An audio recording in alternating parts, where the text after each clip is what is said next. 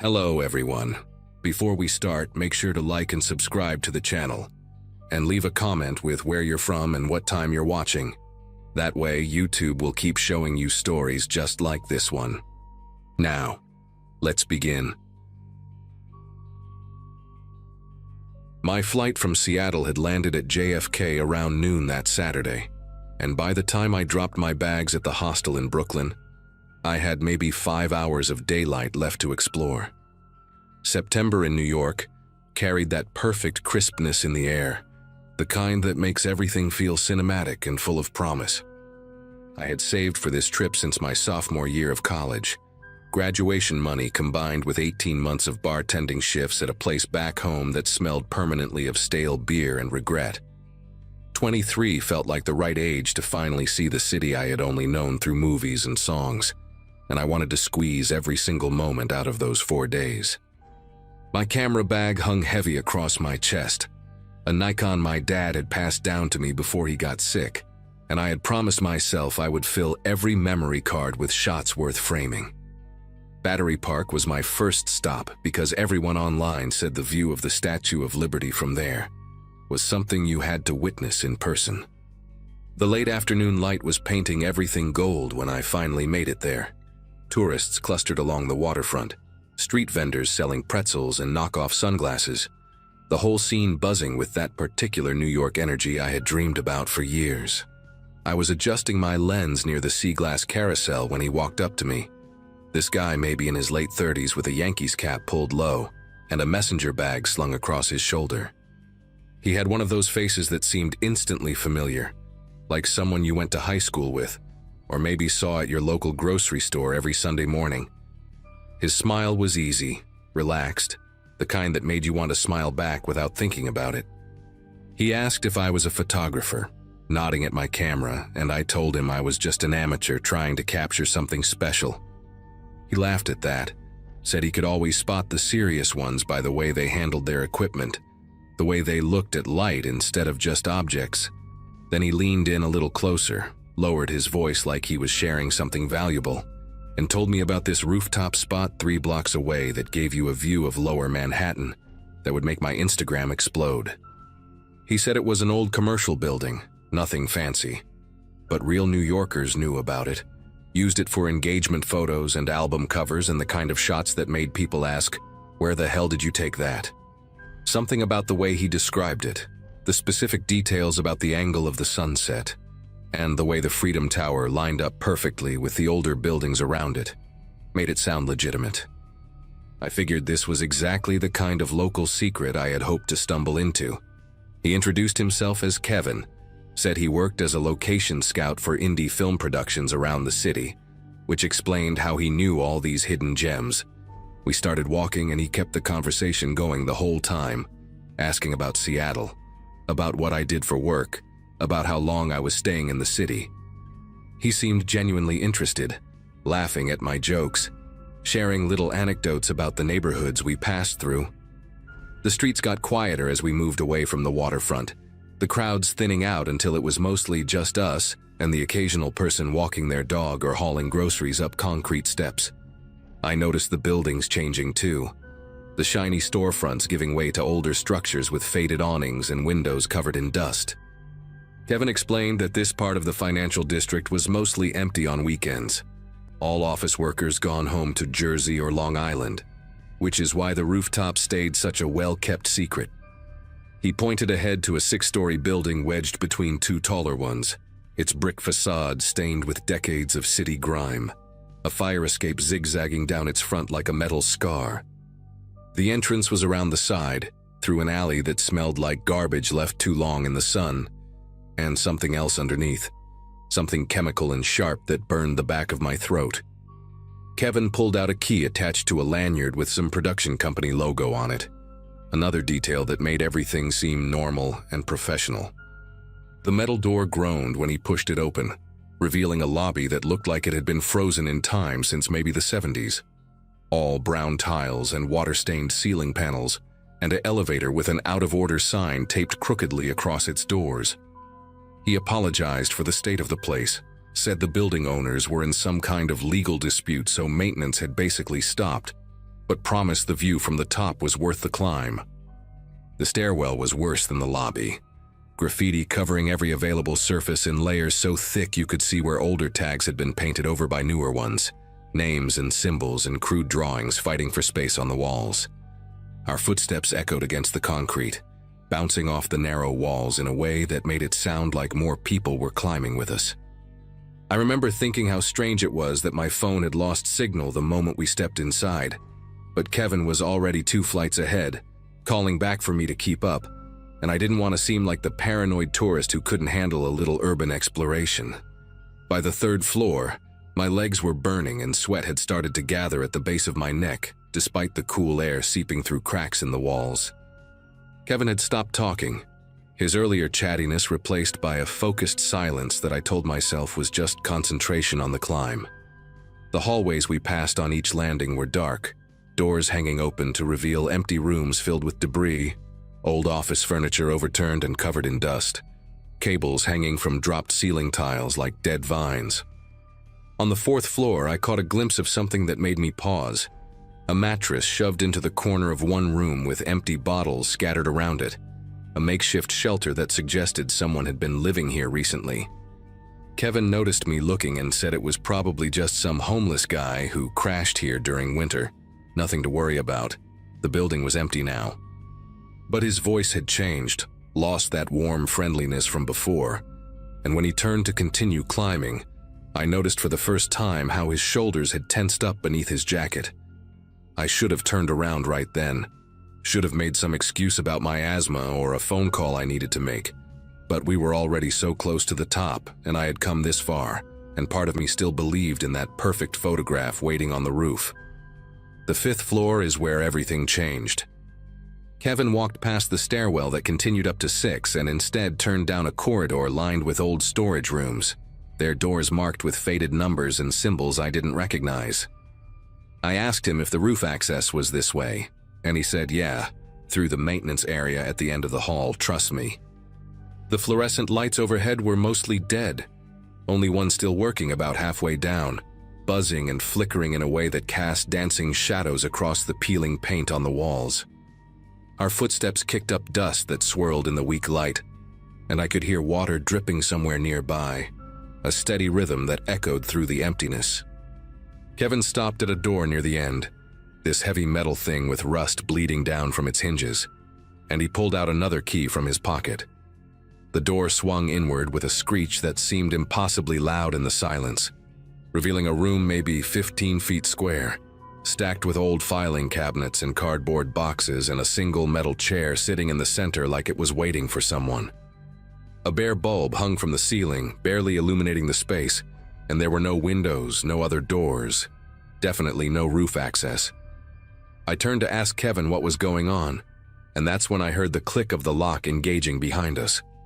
Kevin was standing between me and the door, and the person I was looking at now bore almost no resemblance to the friendly guy who had approached me at Battery Park. His posture had shifted, shoulders squared, feet planted wide, his whole body blocking the only exit. The easy smile was gone, replaced by an expression I can only describe as coldly professional, like a mechanic about to start work on an engine. He reached into his messenger bag, and when his hand came out, it was holding a box cutter with the blade already extended, that little strip of metal catching the light from the bare bulb overhead. He told me to stay calm, said this could go easy or hard depending on how I chose to handle it, and his voice was flat now, completely stripped of the warmth that had convinced me to follow him here. My heart was slamming against my ribs so hard I could feel it in my throat, and my mind was racing through every self-defense video I had ever half-watched on YouTube, every news story about tourists who ended up as statistics. He took a step closer and told me to put my backpack on the ground, slowly, no sudden movements.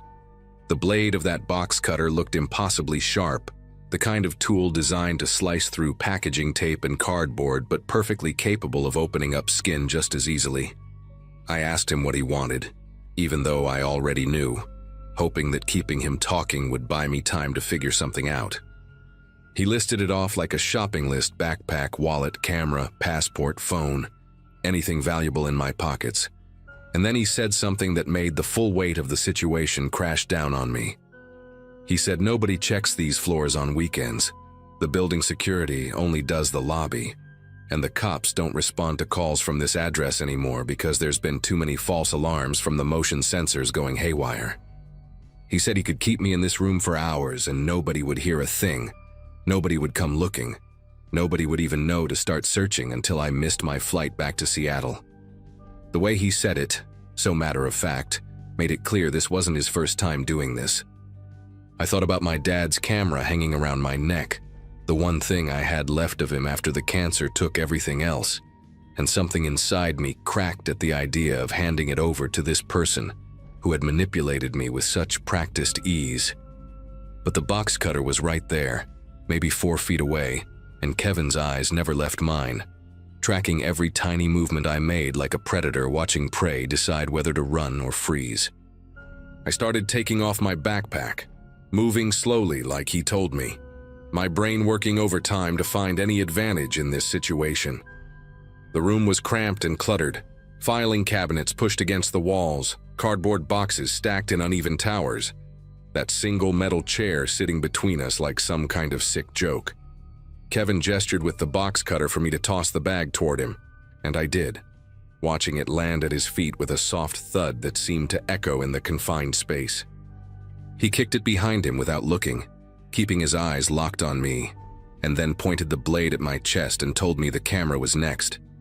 My fingers were trembling as I lifted the strap over my head, and I found myself talking without really planning to, telling him about my dad, about the cancer, about how this camera was the only thing I had left of him. I don't know why I thought appealing to his humanity would work. Maybe desperation makes you stupid, but something flickered across his face for just a second, this tiny crack in that cold, professional mask. He told me to shut up and put the camera on the ground, but his voice had wavered just slightly, and in that moment I noticed something I had missed before. There was a fire extinguisher mounted on the wall behind one of the filing cabinets, half hidden by a stack of boxes, its red metal casing faded but the safety pin still visible in the handle. I lowered myself slowly, like I was about to set down the camera, and I kept talking, kept pushing on that crack I had seen in his composure. I told him my dad used to take me to Mariners games with this camera, taught me how to shoot in manual mode in our backyard, spent his last good summer driving me around the Pacific Northwest, looking for the perfect sunset. Kevin told me again to shut up, louder this time, and he took a step forward with the box cutter raised, but I could see his jaw clenching and unclenching, see the way his free hand had balled into a fist at his side. That was when I moved, not toward the door because he was blocking it, but sideways toward that filing cabinet, my shoulder slamming into the stack of boxes and sending them tumbling across the floor. Kevin lunged at me but tripped over one of the fallen boxes, cursing as he stumbled, and I grabbed the fire extinguisher off the wall with both hands, yanking the pin out in one desperate motion. The foam erupted in his face before he could recover, a thick white blast that covered his eyes and mouth and sent him reeling backward, clawing at his skin and gasping for air. The box cutter clattered to the ground somewhere in the chaos, and I didn't wait to see where it landed. I dropped the extinguisher and grabbed my backpack from the floor, slinging it over one shoulder as I fumbled with the lock on the door. My fingers felt thick and useless, slipping on the metal mechanism while behind me Kevin was coughing and spitting and making sounds that didn't even seem human. The lock finally gave way, and I threw myself into the hallway, my sneakers sliding on the dusty floor as I sprinted toward the stairwell. I could hear him coming after me, his footsteps heavy and uneven, still choking on the foam but moving faster than I expected. I took the stairs 3 at a time, my hand burning against the metal railing as I swung myself around each landing, not daring to look back. 4th floor, 3rd floor, 2nd floor, my lungs screaming for air and my legs threatening to give out beneath me. When I hit the lobby, I shoulder-checked the front door so hard the glass panel cracked, but it swung open and suddenly I was outside in the alley, the late afternoon sun blinding after the darkness of that building. I ran without direction, just moving, weaving between dumpsters and parked cars until I burst out onto a street full of people and traffic, and normal life continuing like nothing had happened. A woman walking her dog actually screamed when she saw me, and I caught a glimpse of myself in a storefront window, my face pale and streaked with sweat.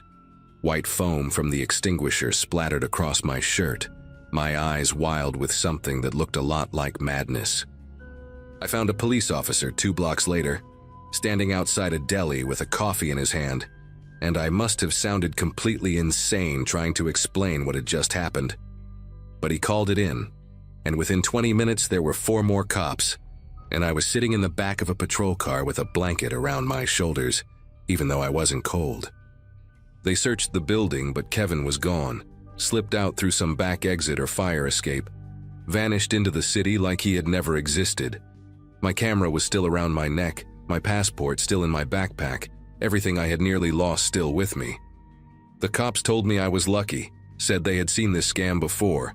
Tourists lured into abandoned buildings and robbed at knife point, sometimes worse. They said most victims just handed everything over because fighting back usually ended badly, and I should consider myself fortunate that my stupid, desperate move with the fire extinguisher had actually worked. I spent the rest of my trip in a daze, jumping at every stranger who made eye contact, unable to shake the memory of Kevin's flat voice telling me nobody would hear, nobody would come. I still have my dad's camera, still use it almost every day, but I have never gone back to New York. Some cities just hold too many ghosts, even the ones that are still breathing.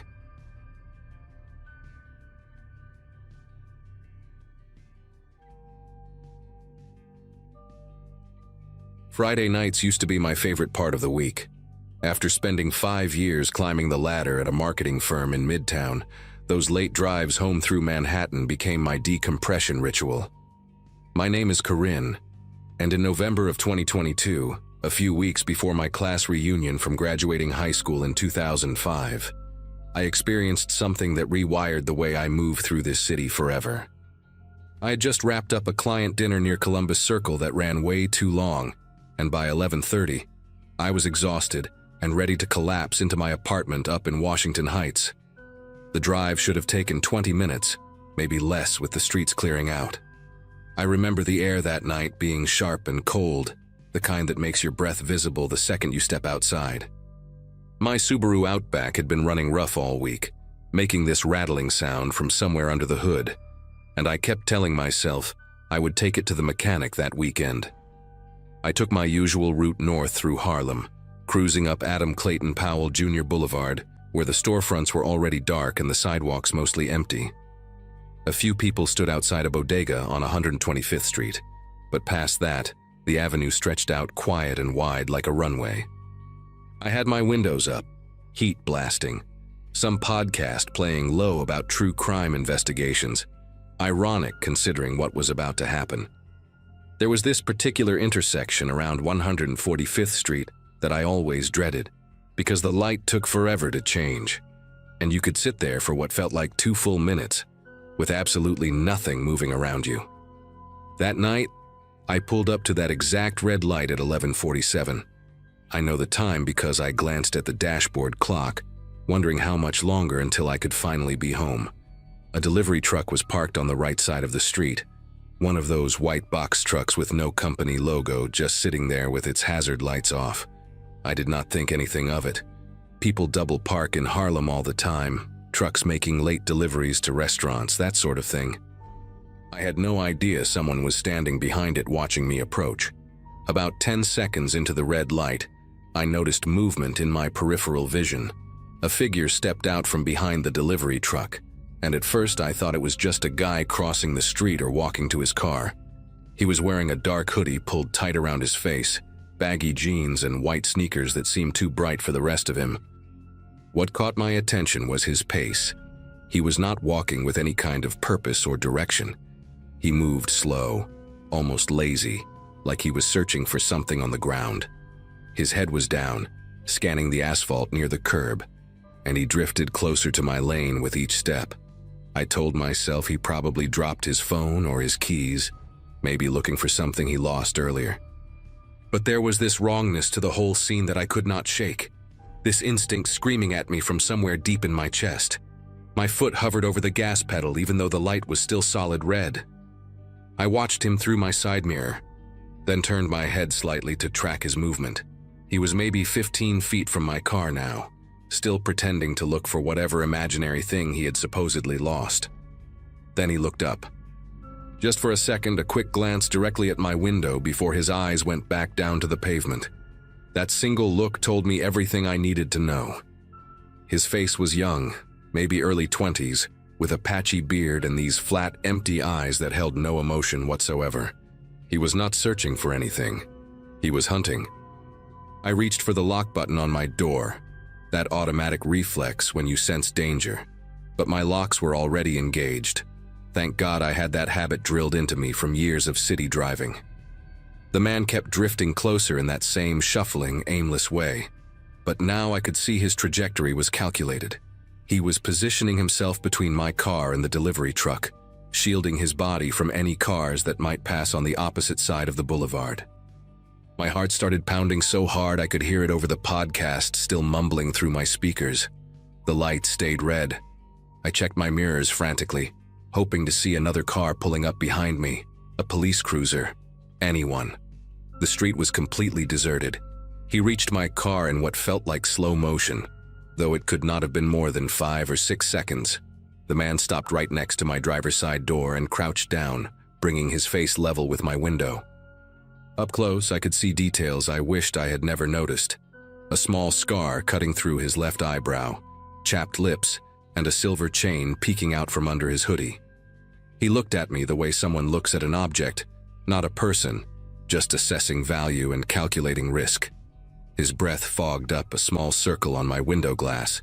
I gripped my steering wheel so tight my knuckles went white, my whole body rigid like I had been plugged into an electrical socket. He did not say anything at first. He just stared, letting the silence do its work, letting me understand exactly how vulnerable I was in that moment. Then his right hand moved to the bottom of his hoodie, and he lifted the fabric just a few inches, enough for me to see the black grip of a handgun tucked into his waistband. The metal caught a sliver of light from the street lamp above. My throat closed up completely. I could not have screamed if I wanted to. He tapped the barrel of the gun against my window. 2 soft knocks that somehow sounded louder than anything I had ever heard. His other hand reached for my door handle and pulled. The mechanism clicked but held firm, and I watched his jaw tighten with irritation. He tapped the glass again, harder this time, and made a gesture with his chin toward the lock button. Unlock it. That was what he wanted. His eyes never left mine, and in them I saw nothing. No anger, no excitement, no hesitation. Just blank determination, like this was his job and I was just another task to complete.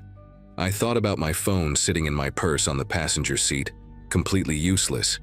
I thought about my parents in Connecticut who had begged me for years to move somewhere safer. I thought about every news story I'd ever read about women found in abandoned lots, about bodies discovered in the trunk of their own cars. The red light hung above the intersection, like it had forgotten how to change. I had maybe 2 seconds to make a decision that would determine whether I lived or died. I slammed my foot on the gas so hard the tires screamed against the asphalt. The car lurched forward, and I heard a thud. His hand or maybe his body hitting the side panel as I tore away from him. I did not look back. I did not check my mirrors.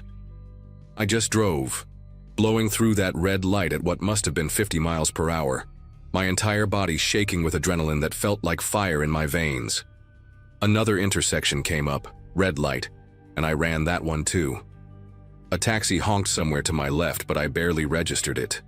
I was sobbing now, these ugly, gasping cries that I could not control. My vision blurred with tears as I gripped the wheel and kept my foot pressed down. A third intersection, this one green by some miracle, and I flew through it without slowing down. I did not know where I was going anymore. I just knew I had to put distance between myself and that man, that gun, that horrible tapping sound on my window. Somewhere around 155th Street, I finally pulled over next to a fire hydrant, threw the car into park, and completely fell apart. I sat there for what must have been 10 minutes, crying so hard I could barely breathe, my whole body trembling like I had been dropped into freezing water. Every few seconds I would whip my head around to check if anyone was approaching, if somehow he had followed me, if another figure was lurking between the parked cars lining the street. My hands fumbled with my phone, dropping it twice before I managed to dial 911. The operator's voice sounded distant and tinny, and I had to repeat myself 3 times before she understood what I was saying through my sobs. She told me to stay in my vehicle with the doors locked, that officers were being dispatched to my location. I remember staring at a crack in my windshield, a tiny chip I had been meaning to fix for months, and focusing on it like it was the only real thing in the world. The minutes stretched out impossibly long. I kept seeing his face in my mind, those flat, dead eyes, the way he had looked at me like I was already gone. When the red and blue lights finally appeared in my rearview mirror, I started crying all over again, this time from relief so intense it felt like my chest might crack open.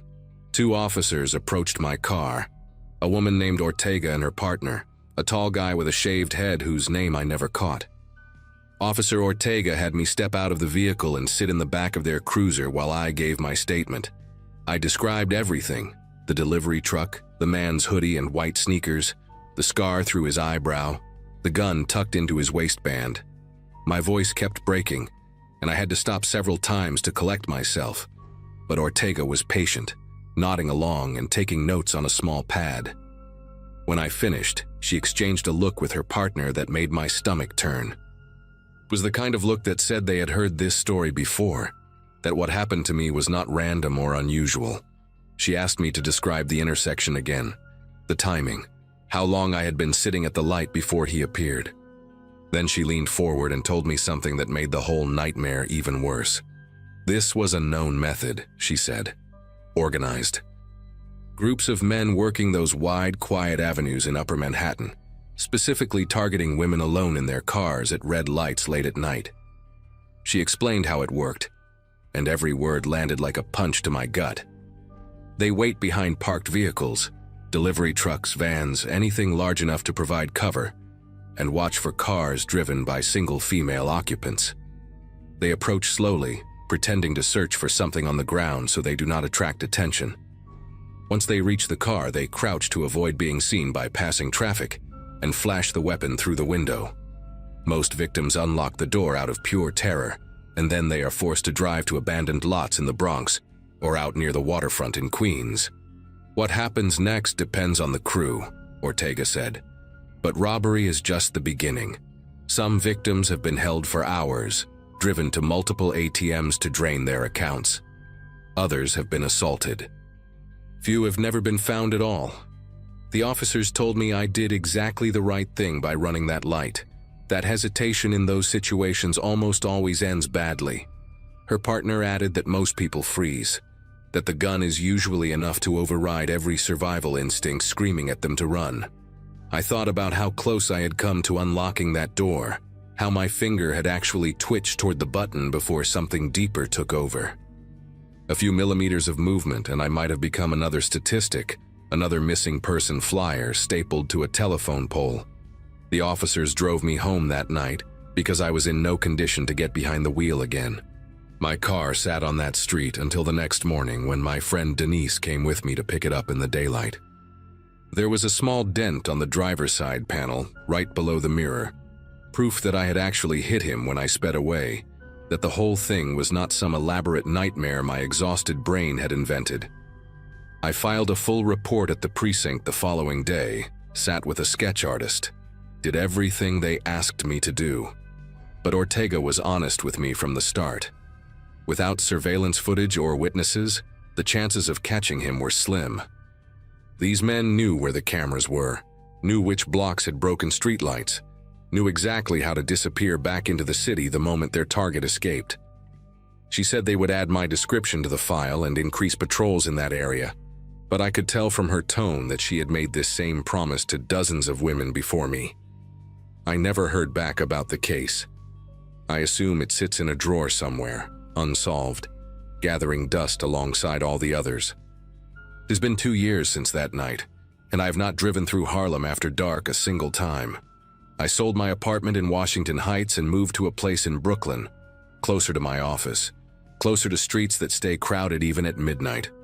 I take the subway now when I work late, or I call a car service and sit in the back where someone else has to worry about the red lights. My therapist says I've made real progress, that the nightmares have decreased, and my hypervigilance is getting better, but some things do not heal all the way. I still check my locks 3 times before I start driving. I still feel my pulse spike whenever I stop at an intersection after sunset. And sometimes on quiet nights when I am walking to my building, I catch myself scanning the shadows behind parked trucks, looking for a figure in a dark hoodie pretending to search for something on the ground. I know he is still out there, that man with the scar through his eyebrow and the dead eyes. Maybe he found another victim that same night. Maybe he is still working that same stretch of avenue, waiting behind that same delivery truck. I got away, but that does not mean it ended. Just means he moved on to the next red light, the next woman alone in her car, the next person who might not be lucky enough to keep their doors locked.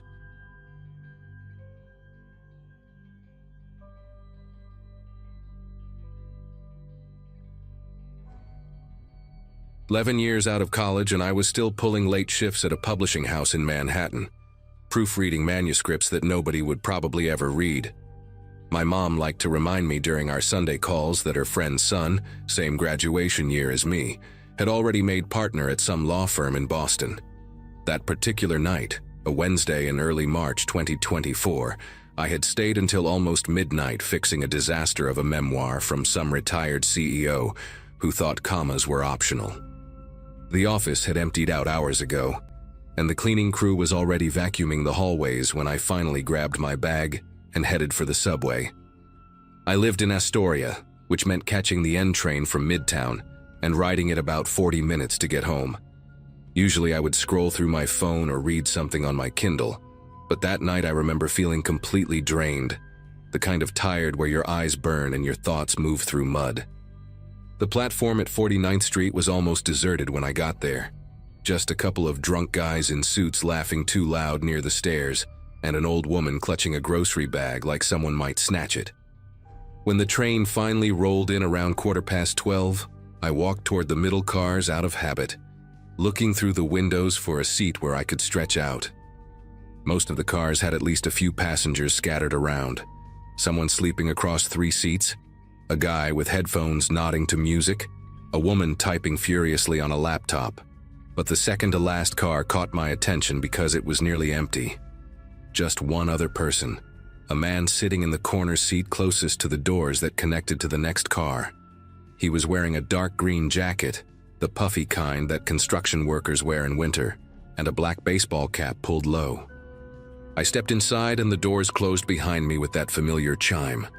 The car smelled like stale coffee and something metallic, maybe from the heating system working overtime against the cold outside. I picked a seat about halfway down, across the aisle and several rows up from the man in the corner. Told myself it was better than being packed in with strangers, better than standing and holding onto a greasy pole for 40 minutes. I pulled out my phone and opened some article I had saved earlier, something about a documentary I wanted to watch. The train lurched forward and began its crawl through the tunnel, and I settled into that familiar rhythm of the tracks beneath us, the slight sway of the car, the fluorescent lights buzzing overhead. We stopped at Times Square and a couple of teenagers got on, laughing about something on one of their phones, but they walked through to the next car almost immediately. I glanced up just long enough to watch them go, then went back to my article. The man in the corner had not moved at all. Not to check his phone, not to adjust his position, not even to look around when the kids passed through. He just sat there with his hands resting on his thighs, face angled slightly downward so the brim of his cap hid most of his features. I remember thinking it was a little strange, the way some people can sit so completely still, like they have turned off some internal motor that keeps the rest of us fidgeting and shifting. But I did not think much beyond that. People are weird on the subway. You learn to ignore a lot when you ride it every day for years. The train pulled out of Times Square and continued downtown, rattling through the darkness with that high-pitched whine the older cars make when they pick up speed. At Herald Square, the doors opened and I heard footsteps somewhere behind me. When I looked up, the man in the green jacket was walking toward the connecting door at the back of the car, the one that led to the last car in the train. He pushed through it and disappeared, letting the heavy door slam shut behind him. I felt a small wave of relief wash over me, the kind you do not even realize you are waiting for until it arrives. Now I had the whole car to myself. I stretched my legs out into the aisle and let my head fall back against the seat, closing my eyes for just a moment. The next few stops blurred together. 23rd Street, 14th Street, 8th Street. And I must have dozed off somewhere in there, because when I opened my eyes again, we were pulling into Canal Street, and my phone had slipped down between my leg and the seat. I fished it out and checked the time. Almost 12:45. A few more stops and I would be transferring to get home. That was when I heard the connecting door open again, the metallic screech of its hinges cutting through the quiet car. I turned my head and saw the green jacket first, then the black cap, then the slow, deliberate walk down the aisle toward me. The man had come back. He was not rushing, not looking around nervously like someone who had forgotten something in their seat. He moved with this calm purpose that made my chest tighten for reasons I could not quite name. There were dozens of empty seats in that car, rows and rows of orange plastic with nobody in them, and yet he walked past all of them. He stopped right in front of me and sat down in the seat directly across the aisle, maybe 3 feet away at most, close enough that I could smell cigarette smoke trapped in the fabric of his jacket, close enough that I could see a small scar running through his left eyebrow. He did not look at me right away. He just settled into the seat and placed his hands on his knees the same way he had before, palms down, fingers slightly spread. I pulled my legs back from the aisle and sat up straighter, trying to convince myself this was nothing, just a strange guy who wanted to sit near the door for his stop. But my heart was beating faster now, and I could feel sweat starting to prick at the back of my neck despite the cold air blowing through the vents above us. The train left Canal Street and plunged into the tunnel that runs under the East River toward Brooklyn. This stretch always feels longer than it should, maybe 5 or 6 minutes of nothing but darkness outside the windows and the roar of the tracks echoing off the tunnel walls. I stared at my phone screen without really seeing it, hyper-aware of every small movement from the man across from me. He had lifted his head now and was watching me openly, not even pretending to look at something else. His eyes were pale, grayish blue, and there was something patient in them, something that reminded me of the way a cat watches a bird through a window. I wanted to say something, ask him what his problem was, tell him to back off, but my throat felt tight and the words would not come. Instead, I just sat there, gripping my phone like it was some kind of shield, watching him from the corner of my eye while the train screamed through the darkness. Nobody else in the car. Nobody coming through from the other cars. Just me and this stranger and the river somewhere above us, pressing down with all that black water. He moved his right hand then, slowly, like he wanted me to see exactly what he was doing.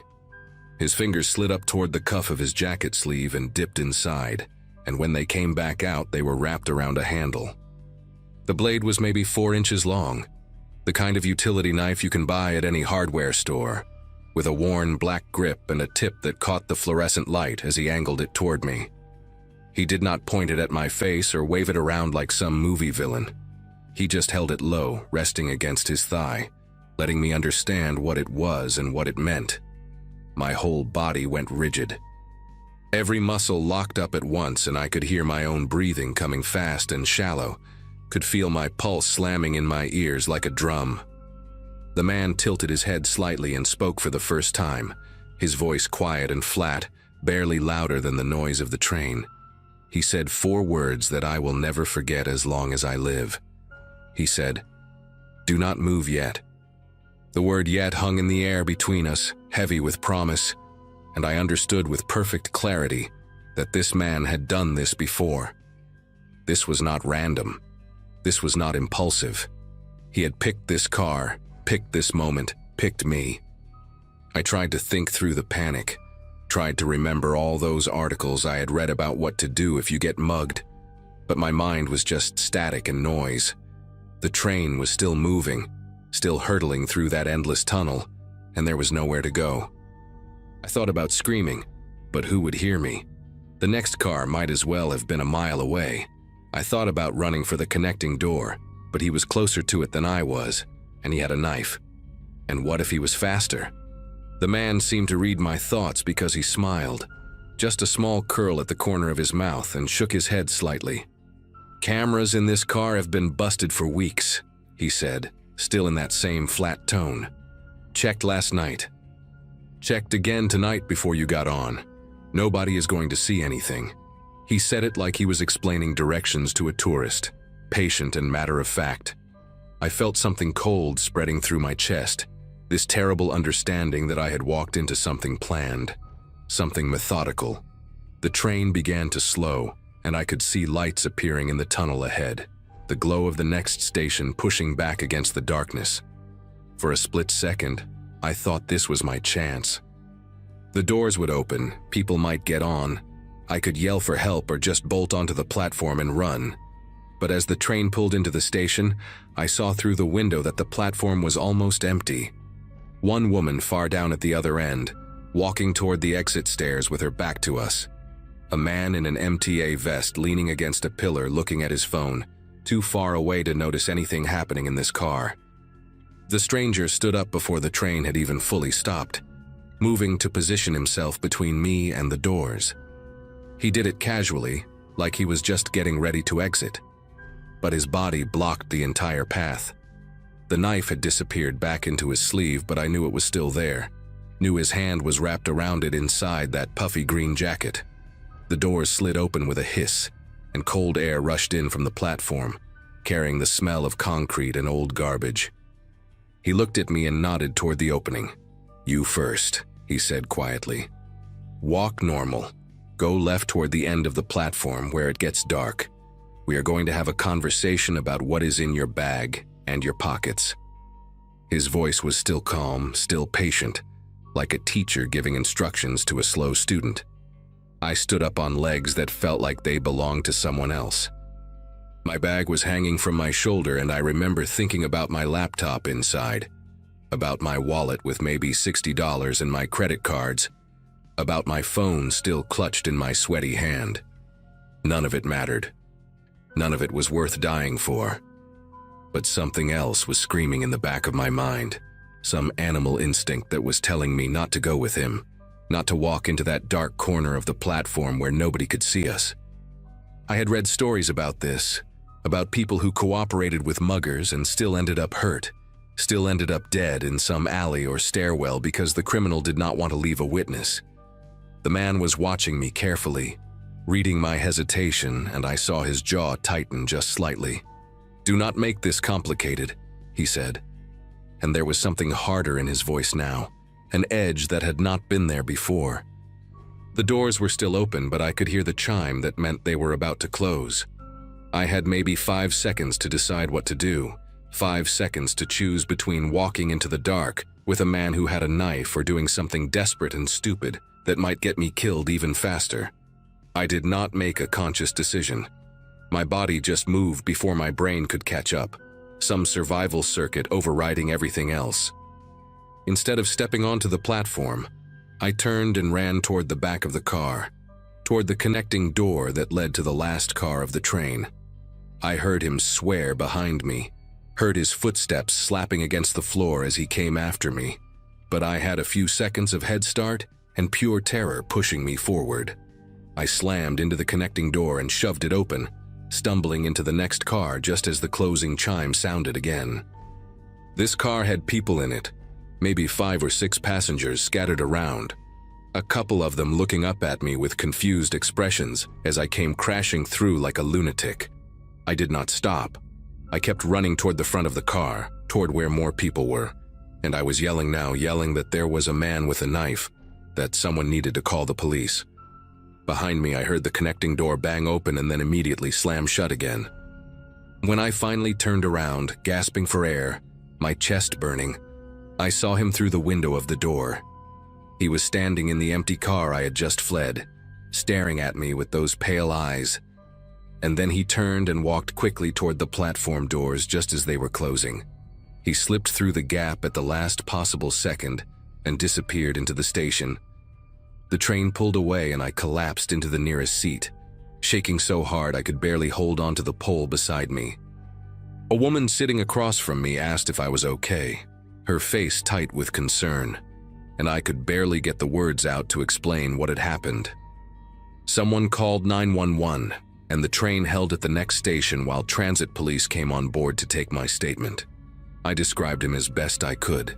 The green jacket, the black cap, the scar through his eyebrow, those grayish blue eyes that had watched me like I was already a victim. They told me I had done the right thing by running, that going with him to an isolated area would have been far more dangerous than anything that could have happened in that moment. They also told me that there had been a string of similar incidents on late-night trains over the past few months, always targeting solo passengers in cars with broken camera systems, always trying to get them off onto empty platforms. They never caught him, at least not as far as I know. I still take the subway sometimes, but never that late anymore, and never in an empty car, no matter how tired I am. Some nights I still dream about those pale eyes watching me through the connecting door window, patient and calm, like he was just waiting for another chance.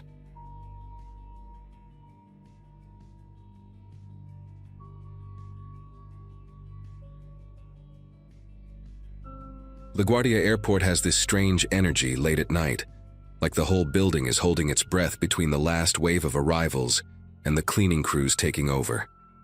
I walked through Terminal B around 9:45 on a Wednesday in late October 2023, dragging my carry-on behind me and feeling every single one of the 4 days I had just spent in Chicago for corporate training.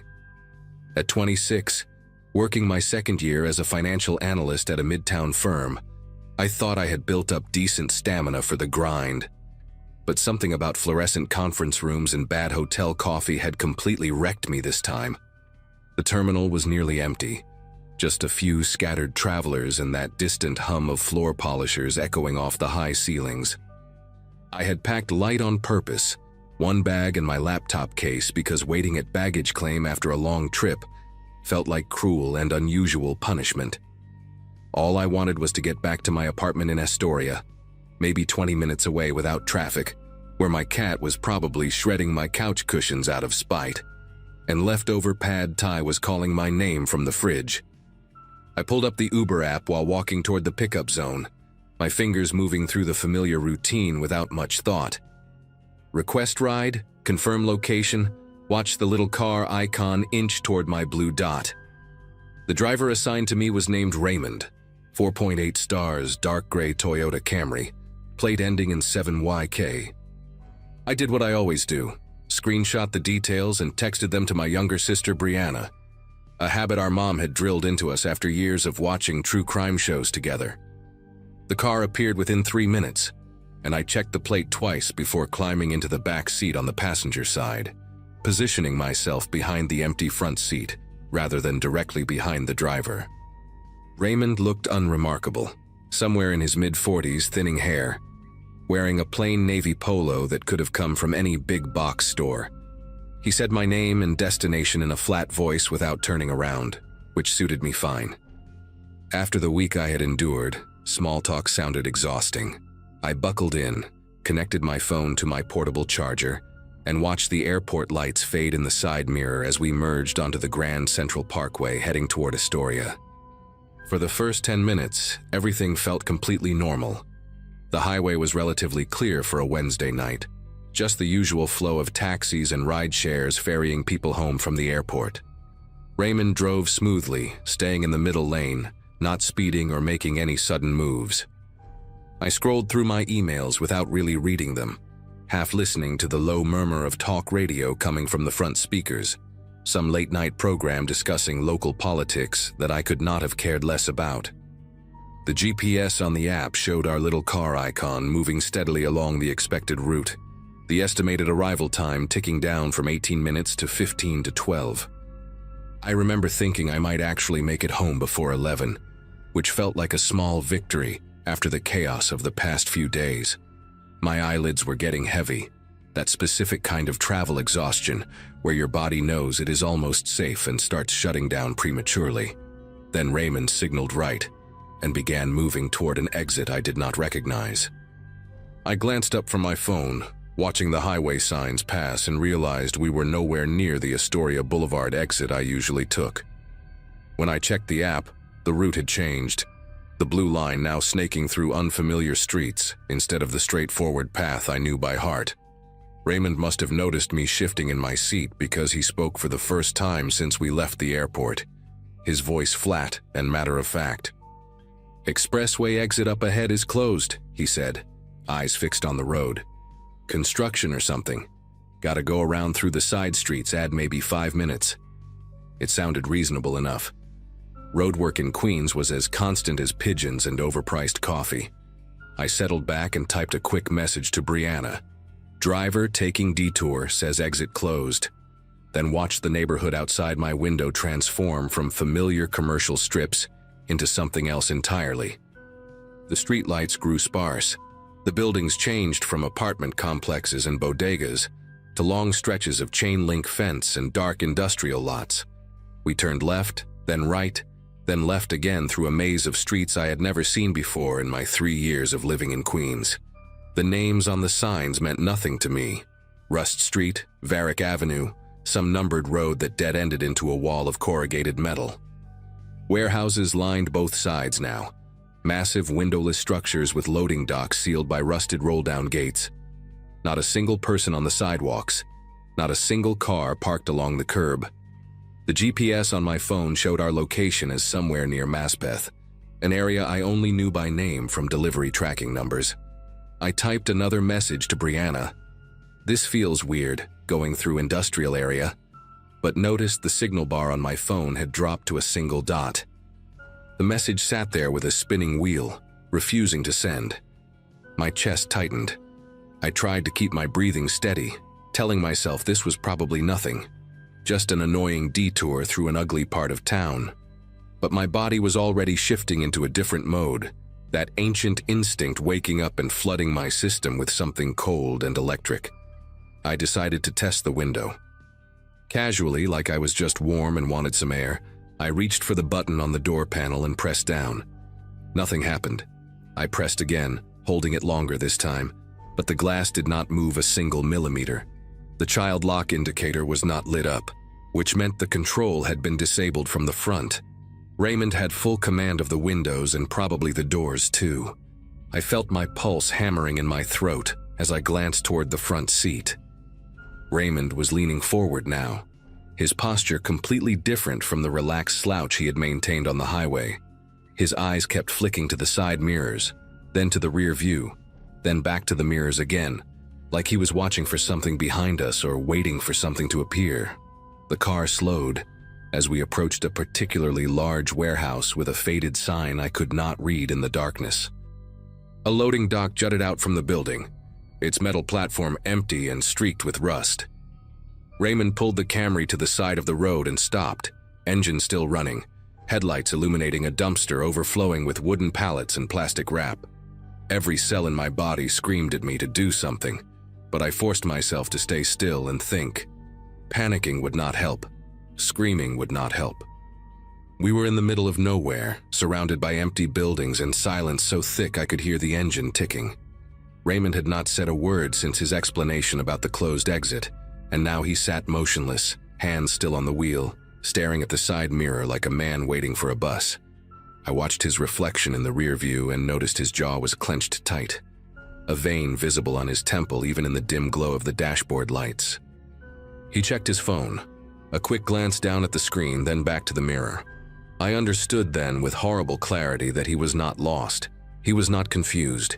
He was waiting for someone, and that someone was supposed to meet us here, at this specific loading dock, on this dead-end street where no one would hear anything. My mind raced through options. The doors were almost certainly locked. The windows would not budge. I could try to climb into the front seat and fight him, but he was bigger than me and I had no weapon. I could scream, but there was no one around to hear. Then I remembered the emergency feature in the Uber app. I had never used it before, never even tested it, but I knew it existed somewhere in the menu. A panic button that would alert authorities and share your location. Moving as slowly as I could manage, I tilted my phone screen away from any possible reflection and opened the app. My hands were trembling so badly that I almost dropped the device twice. The safety icon was in the bottom corner, a small shield symbol I had scrolled past 100 times without really seeing it. I tapped it, then tapped Emergency Help, then selected the option to contact 911. The app asked if I wanted to share my trip details with emergency services. I pressed yes. And then, I had not expected this, had not known the app would do this. My phone spoke out loud in a clear, robotic female voice. Emergency assistance has been contacted. Your location and trip details are being shared with local authorities. The words filled the silent car like a gunshot. Raymond's head snapped toward me, his eyes wide and white in the darkness, and for one eternal second, we just stared at each other through the gap between the front seats. Then he moved. His hand shot to the gear shift and slammed the car into drive, tires squealing against the pavement as we lurched forward. I was thrown back against the seat, my phone flying from my grip and landing somewhere on the floor near my feet. Raymond was muttering something under his breath, the same phrase over and over, but I could not make out the words over the roar of the engine and my own heartbeat pounding in my ears. He took a hard left, then another, then sped down a straightaway so fast that the streetlights blurred into orange streaks outside my window. I braced myself against the door, certain we were going to crash, certain this was how it ended. But then he slammed the brakes so hard that my seatbelt locked and cut into my collarbone.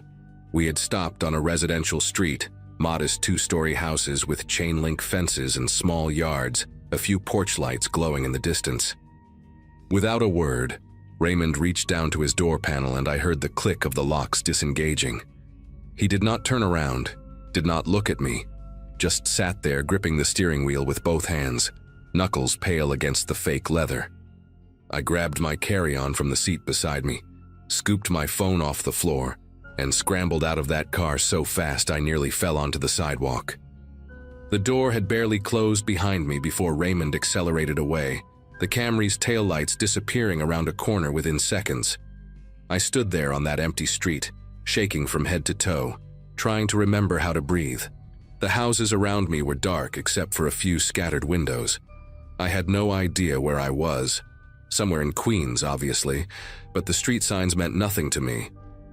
My phone showed 2 bars of signal now, and the Uber app displayed a message saying my trip had been canceled by the driver. I called 911 immediately, my voice cracking as I tried to explain what had just happened. The dispatcher asked for my location and I had to walk to the nearest intersection to read the cross streets. 63rd Drive and Alderton Street. Somewhere in a neighborhood I later learned was called Rego Park. She told me to stay on the line, stay in a lit area, and that officers were being dispatched to my location. A patrol car arrived within 8 minutes, and I have never been so relieved to see flashing lights in my life. 2 officers, a woman named Hargrove and her partner, whose name I cannot remember, listened to my story while I sat in the back of their cruiser with a blanket someone had given me. I showed them the screenshots I had sent Brianna. Raymond's name, his photo, the plate number, the car model. Officer Hargrove's expression changed when I mentioned the warehouse area near Maspeth, her eyes meeting her partner's in a way that made my stomach clench.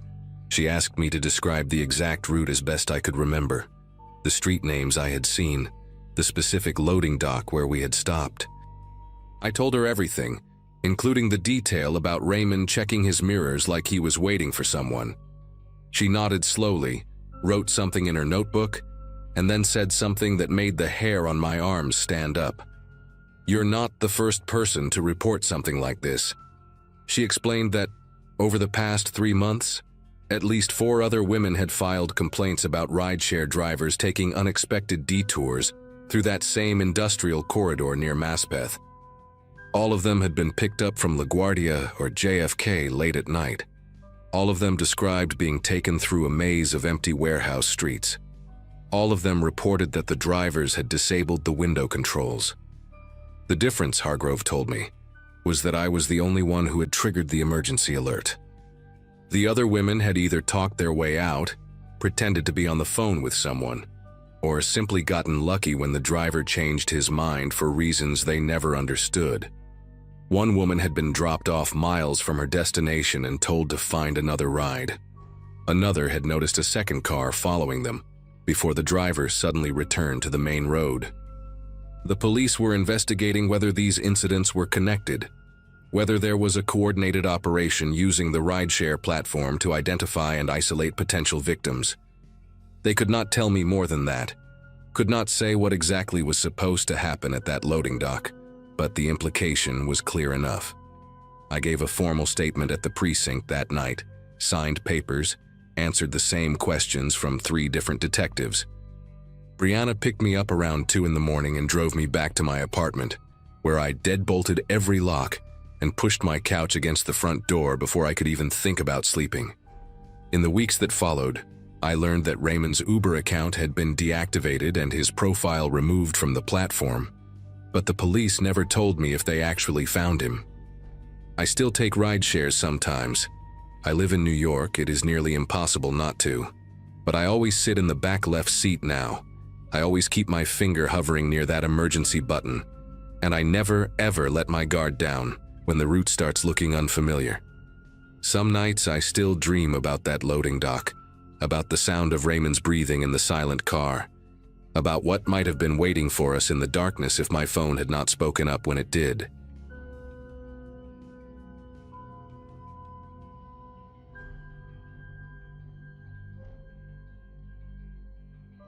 My roommate Chloe always joked that I would marry my job before I ever married a man.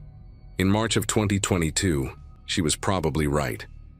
I had just turned 26, celebrated with a small birthday dinner at a Thai place near Midtown, and gone right back to working late shifts at the law firm where I was an administrative assistant. The partners there had a habit of staying until 9 or 10 at night, which meant I stayed too, organizing files, preparing documents, doing whatever needed to be done before trial dates. That particular Monday, I did not leave the office until almost 11. The E-train to Jamaica Center was my usual route home, a commute I had made so many times I could probably do it with my eyes closed. I lived in a small apartment about 15 minutes on foot from the station, in a neighborhood that was quiet, but never felt dangerous. Queens had been my home since graduating college, and I thought I knew its rhythms, its patterns, the way it breathed at different hours of the night. The train car was nearly empty when we pulled into Jamaica Center just after midnight. I checked my phone, 12:07, a text from Chloe asking if I wanted leftover pasta, and stood up as the doors slid open. The platform had that hollow quality that subway stations get when the crowds disappear. All fluorescent lights and echoing tile and the distant hum of ventilation systems. I walked toward the staircase at the far end, the only exit on that side of the platform. The escalator next to it had been out of service for what seemed like forever, a faded sign taped across the bottom step that nobody bothered to replace. So it was the stairs, a long climb up toward Archer Avenue, toward fresh air and the street and the walk home I had done hundreds of times before. I put one foot on the first step, my bag over my shoulder, my keys already in my hand the way my mother taught me when I first moved to the city.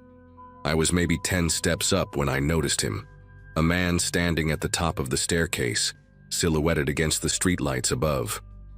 He was looking down at his phone, or at least that is what it seemed like at first glance. He wore a dark hoodie, jeans, white sneakers that caught the light. I did not think much of it. People wait at the top of subway stairs all the time, checking directions, texting someone, killing a few seconds before heading down to catch a train. But something about the way he stood made me slow my pace just slightly. He was not moving, not scrolling, just holding the phone in front of his face like a prop, like something to do with his hands. I told myself I was being paranoid, that working late and being tired was making me see threats where there were none. I kept climbing, but I noticed my grip tighten around my keys, the metal edges pressing into my palm. When I slowed down, he slowed down too. That was the moment my brain started sending signals that my body had already received.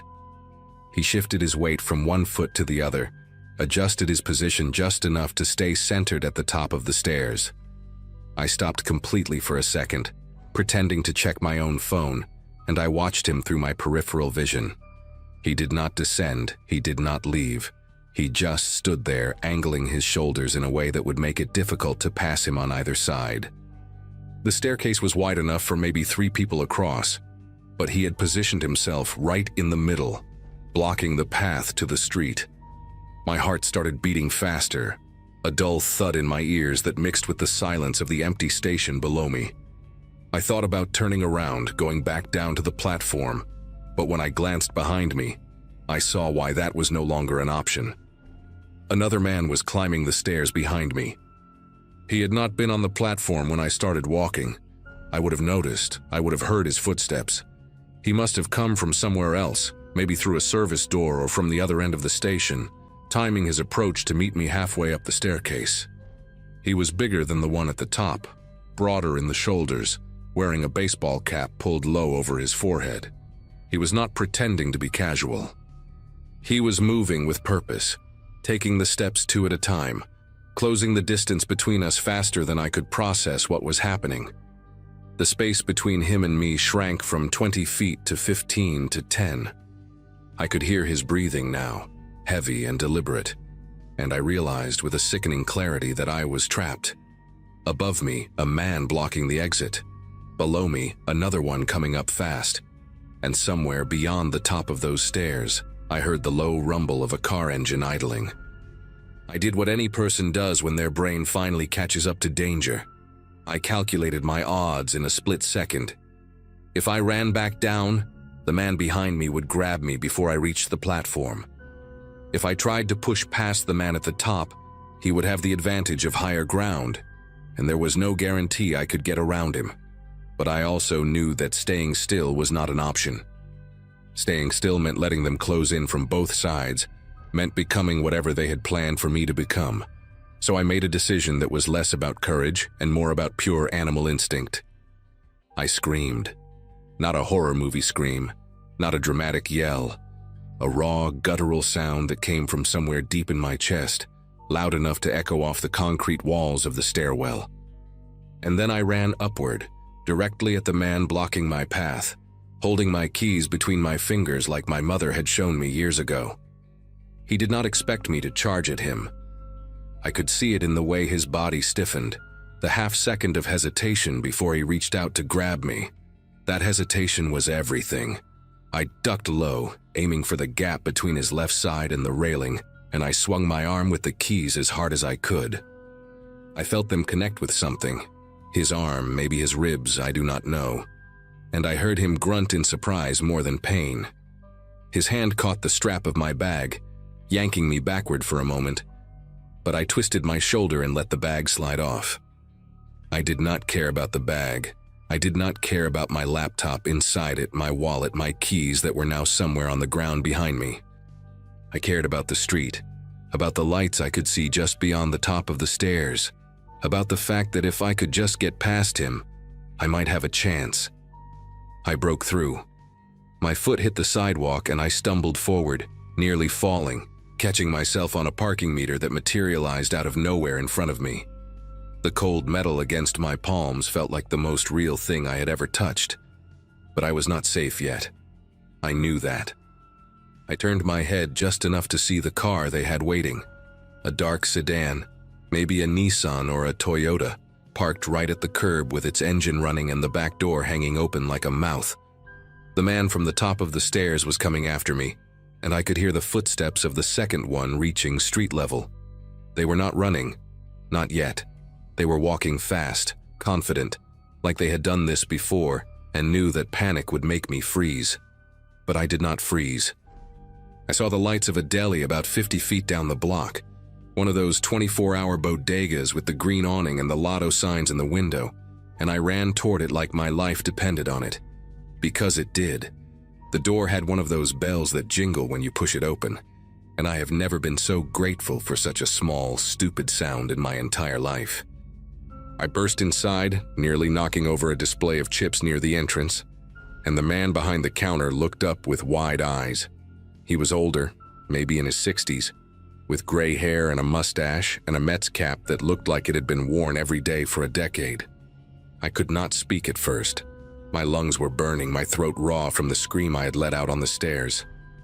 I just pointed toward the door, toward the street, trying to make him understand that something was wrong, that someone was coming. He did not ask questions. He came around the counter faster than I would have expected for a man his age, and he locked the front door with a deadbolt that made a heavy, satisfying click. Then he pulled out his phone and dialed 911 while I stood there shaking, watching the street through the glass. The two men did not come to the door. I saw them stop about 20 feet from the deli, standing under a broken streetlight that flickered on and off, like it could not decide whether to work. They looked at each other, then at the bodega, then back at the car that was still idling by the subway entrance. The one in the hoodie, the one who had blocked the stairs, raised his hand in a gesture I did not understand at first. It looked almost casual, like a wave, like he was saying goodbye to a friend. Then they turned and walked back toward the sedan, unhurried, unbothered, as if the whole thing had been nothing more than a minor inconvenience. The car door closed, the headlights came on, and they drove away down Archer Avenue, disappearing into the night like they had never existed at all. I watched until the taillights were gone, until the street was empty again, until the only sound was my own breathing and the hum of the refrigerator case behind me. The police arrived about 15 minutes later, 2 officers in a squad car, who took my statement while I sat on a milk crate in the back of the deli, wrapped in a jacket the owner had given me because I could not stop shivering. I told them everything. The man at the top of the stairs, the one who came up behind me, the car with the open door, the way they had coordinated the whole thing like a routine they had practiced. The officers exchanged a look that told me more than their words ever could. One of them, a woman with short blonde hair and a tired expression, asked me if I could describe the vehicle in more detail. I told her what I remembered. Dark sedan, 4 doors, maybe a Nissan Altima or something similar. She wrote it down without much hope in her eyes. Then she told me something that made the whole night feel even worse than it already did. This was not the first time. There had been other reports, other women who had been approached at that same staircase, at that same exit, late at night when the station was empty. Some of them had not been as lucky as me. The deli owner, his name was George, I learned later, let me use his phone to call Chloe, who came to pick me up in her beat-up Subaru with tears in her eyes and a baseball bat in the back seat. She did not say much on the drive home, just held my hand at every red light and told me I was safe now. But I did not feel safe. I did not feel safe for a long time after that. I stopped taking the E-train after midnight. I stopped working late shifts. I moved to a different neighborhood 6 months later, somewhere in Brooklyn where the subway stations have multiple exits and there are always people around, even at 2 in the morning. I never got my bag back. My laptop, my wallet, my keys, all gone. I changed my locks, canceled my cards, filed the reports. But none of that erased the memory of standing on those stairs, trapped between 2 strangers who had picked me like I was nothing more than an opportunity. The police never caught them, as far as I know. The reports kept coming for a while, then stopped. Maybe they moved on to another station, another staircase, another city. I do not know. What I do know is that I think about that night every single time I climb a set of stairs in this city. Every single time I check behind me. And I always make sure there is another way out.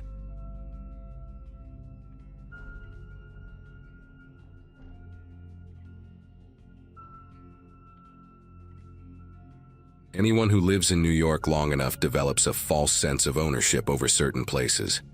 For me, it was Central Park.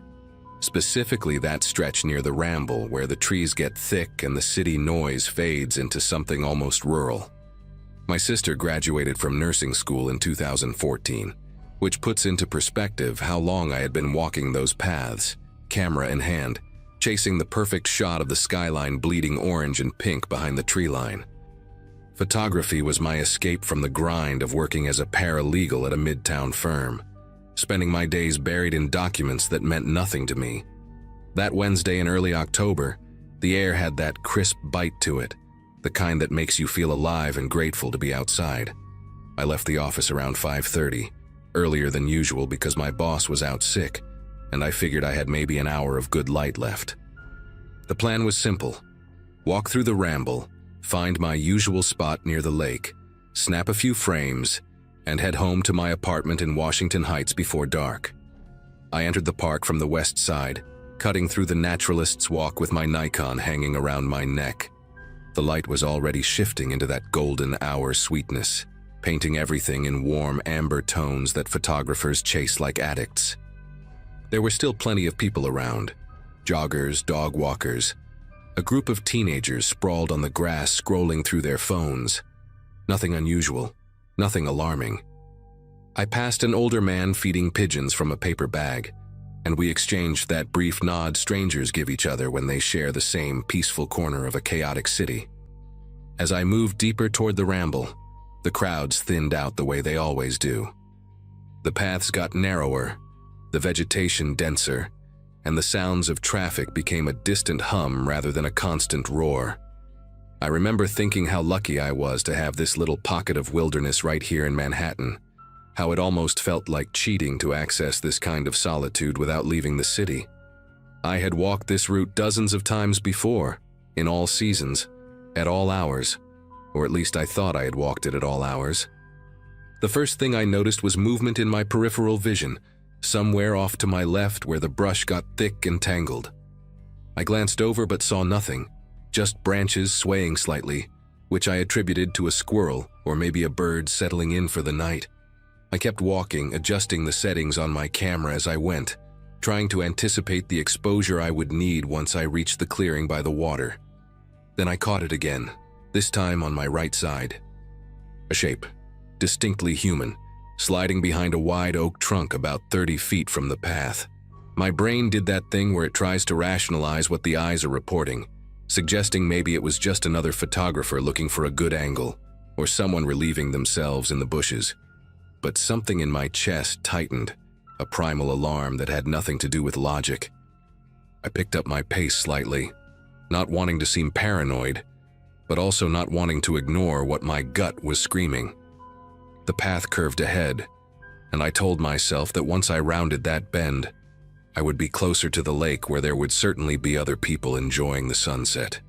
When I made it around the curve, I stopped pretending everything was normal. There were 3 of them now, 3 distinct silhouettes positioned in a loose triangle formation, 2 behind me and 1 ahead, all of them partially obscured by trees but clearly tracking my movement. Every time I took a step, they took a step. When I paused, they paused. It was coordinated in a way that made my throat go dry because coordination meant planning, and planning meant intent. The one ahead of me was the largest, a broad-shouldered figure wearing a dark hoodie pulled up despite the mild temperature. I could not make out his face in the fading light, just the shape of him blocking the path like a toll collector waiting for payment. My mind raced through options. Call 911, but by the time anyone arrived, it would be too late. Scream for help, but the nearest visible person was probably a quarter mile behind me. Run, but run where? The 2 behind me had already started closing the gap, their footsteps crunching on dry leaves with a deliberate, unhurried rhythm. They knew exactly what they were doing. They had done this before. I made the decision to turn back, figuring my chances were better, trying to push past 2 of them rather than walking straight into the big one waiting ahead. But the moment I pivoted on my heel, the guy in front moved with surprising speed, closing the distance between us in seconds and stepping directly onto the path behind me. Now all 3 were on the same side, forming a wall between me and the way I had come. Up close, I could see more details. The leader was maybe mid-20s with a thin scar running through his left eyebrow and eyes that looked through me like I was already just a wallet and a watch. The 2 flanking him were younger, teenagers probably, one of them fidgeting with something in his jacket pocket in a way that made me very aware of how soft and vulnerable the human body really is.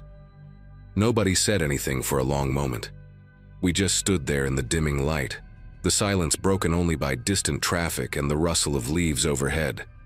Then the scarred one spoke, his voice flat and businesslike, almost bored. "Empty your pockets.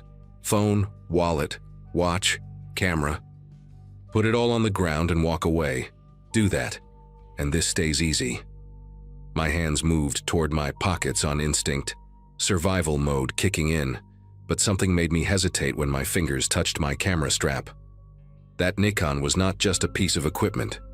I had saved for 2 years to buy it, skipping lunches and picking up freelance gigs on weekends, and it held 3 months of work that I had not backed up yet. A stupid thing to care about when 3 strangers are circling you in a darkening park, but the brain does not always prioritize correctly under pressure. I pulled out my wallet and tossed it on the ground, hoping that would be enough. "Take it," I said, hearing the tremor in my own voice. "There is about $60 in there. Take the cards too. I will not cancel them for an hour. Just let me keep the camera." The scarred one did not even look at the wallet on the ground. He kept his eyes locked on mine, and I watched his expression shift from boredom to something harder, something that enjoyed being challenged. "That was not a negotiation," he said. One of the younger ones moved behind me, and before I could react, I felt a hard shove between my shoulder blades that sent me stumbling forward onto my knees, gravel biting into my palms as I caught myself. The camera swung forward and hit the ground with a sickening crack, and I heard one of them laugh, a short, ugly sound that had no humor in it. Before I could get up, hands grabbed the back of my jacket collar and started dragging me off the path, toward the denser tree line where the shadows had already pooled into something close to night. My heels scraped against the dirt as I tried to find traction, tried to plant my feet and resist. But whoever had me was strong and determined. "No one walks back here after sundown," the scarred one said from somewhere behind me, his voice carrying that same flat tone like he was reciting a fact rather than making a threat. "You should have known that." I understood then what was happening. They were not just robbing me, they were relocating me to somewhere more private, somewhere the transaction could take longer, somewhere screaming would not matter. The realization hit me like ice water, and I started thrashing harder, grabbing at roots and branches, anything to slow our progress into those woods. My mind kept flashing to news stories I had skimmed past without really reading. Stories about bodies found in parks, about joggers discovering things they wished they had not discovered. I managed to hook my arm around a small tree trunk, stopping our movement for a few seconds while I screamed for help at the top of my lungs. The sound came out ragged and desperate. Not the commanding shout I had imagined, but a raw animal noise that barely felt like it came from me. One of the teenagers kicked at my arm, trying to break my grip, while the other one grabbed my camera strap and yanked it over my head so hard it burned the back of my neck. "Shut up," the scarred one hissed, and for the first time I heard something other than boredom in his voice. Urgency, maybe even nervousness. That tiny crack in his composure gave me a sliver of hope, because it meant he was worried about being heard, which meant there might be someone close enough to hear. I screamed again, louder this time, putting everything I had into it, and I felt the grip on my collar loosen slightly. The 3 of them exchanged quick glances, some silent communication passing between them, and I could tell they were recalculating, weighing risk against reward. For a moment, everything hung suspended, me on the ground clutching that tree, them standing over me breathing hard, the darkness pressing in from all sides like it was waiting to see what would happen next. Then I heard it. Footsteps, rapid and rhythmic, the unmistakable cadence of someone running. The sound was coming from the direction of the main path, getting louder with each second, and I have never in my life been so grateful for the existence of joggers who refuse to quit before sunset. The scarred one heard it too, and his head snapped toward the sound like a deer catching a scent. He muttered something I could not make out, and suddenly the hands released my collar, and the weight pressing down on me lifted. I did not see them go. I was too busy gasping for air and trying to untangle myself from the roots I had been gripping. But I heard the rustle of brush and the snap of branches as they melted back into the woods, with the same eerie coordination they had shown when surrounding me. By the time the jogger rounded the bend, a woman in her 40s with a reflective vest and earbuds dangling around her neck, I was sitting upright against the tree trunk, covered in dirt and leaves, my wallet still lying on the path a few feet away. She slowed down when she saw me, confusion crossing her face, and asked if I was okay. I wanted to laugh at the question, but what came out was closer to a sob. Her name was Christine, and she stayed with me while I called 911, even though I could tell she had somewhere else to be.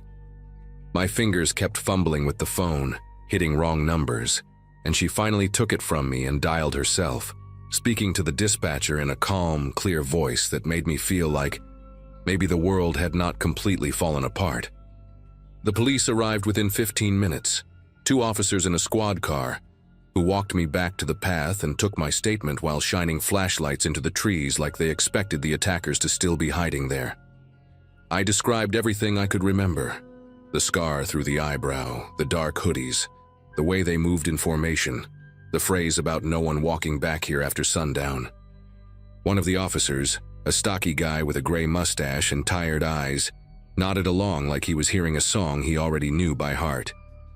"We have had 6 reports like this in the past 2 months, he told me, clicking his pen against his notepad.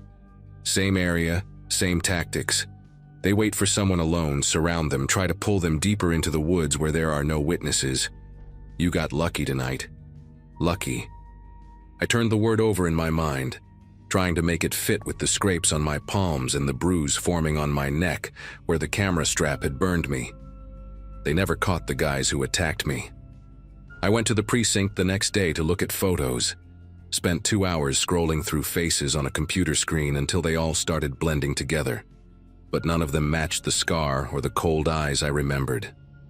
The officer with the gray mustache told me not to feel bad about it, that these groups were hard to pin down because they rotated members and changed locations before patterns could be established. He said it like it was just another fact of city life, like rats in the subway or tourists blocking the sidewalk. I got my wallet back. They had dropped it when they fled. But the camera was gone, along with everything on the memory card. 3 months of cityscapes and street portraits, including a series I had been planning to submit to a local gallery. I filed an insurance claim and bought a replacement body 6 weeks later, but I have not taken it to Central Park. I have not even walked through there on my way to somewhere else. My therapist says avoidance is a normal response to trauma, that eventually I will be able to reclaim those spaces, but I am not sure I want to. Some places just get ruined for you, and maybe that is okay. Maybe not every loss needs to be recovered. What stays with me most is not the fear, although that was real enough. It is the efficiency, the way they moved, the way they communicated without words, the way they knew exactly how to isolate someone and create a situation where all the power belonged to them. These were not desperate people making chaotic decisions. They were professionals running a system, and I just happened to walk into their territory at the wrong hour. I think about Christine sometimes, the jogger who saved me without even knowing she was doing it. I never got her last name or contact information, and the police did not seem interested in tracking her down as a witness, since she had not actually seen anything. She was just a woman finishing her evening run, completely unaware that her footsteps were the only thing standing between me and whatever those men had planned for the darker part of those woods. I hope she kept running that route. I hope her presence kept someone else safe on a night when the light faded a little too fast. And I hope, wherever those 3 are now, that they picked the wrong target eventually. Someone who fought back harder, or someone whose scream brought more than just a single jogger around that bend. Because I know they did not stop. People like that never stop until something stops them.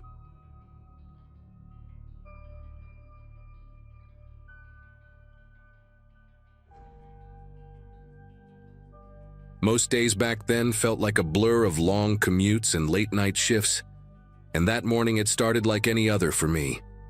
I was living in a tiny rented room above a laundromat in Queens, juggling 2 part-time jobs and trying to convince myself I wasn't burning out. The only constant in my routine was catching the E train, usually squeezing in with dozens of other half-awake people. That day, though, the platform felt strangely hollow, as if the city had taken a breath and forgotten to exhale. I remember glancing around and noticing the silence first, the kind that settles on your shoulders before you even realize something's wrong.